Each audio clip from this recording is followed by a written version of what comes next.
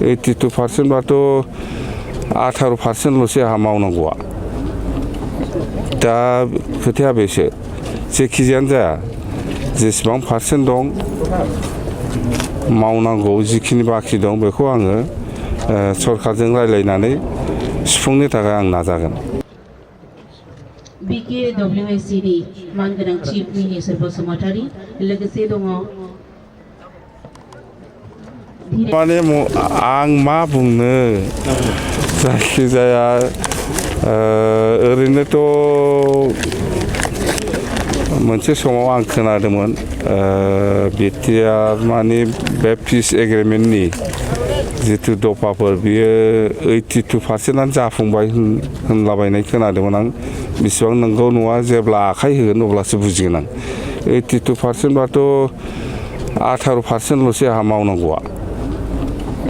दा खोथाया बेसो जेखिजायानो जाया जेसेबां पारसेन्ट दं मावनांगौ जिखिनि बाखि दं बेखौ आङो सरकारजों रायज्लायनानै सुफुंनो थाखाय आं नाजागोन।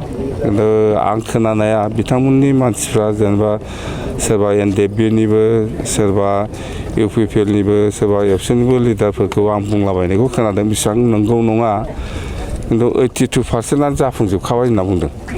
दा 18% दंबावो बेखौ नायनोसै आङो।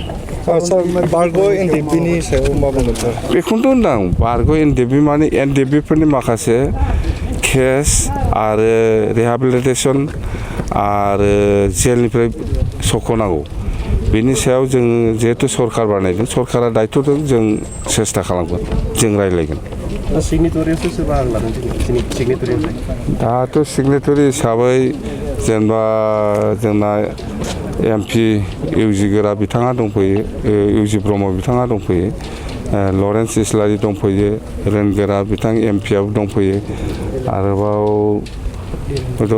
नुजोबाखै आं फैगोन खोमा सम दं दाबो।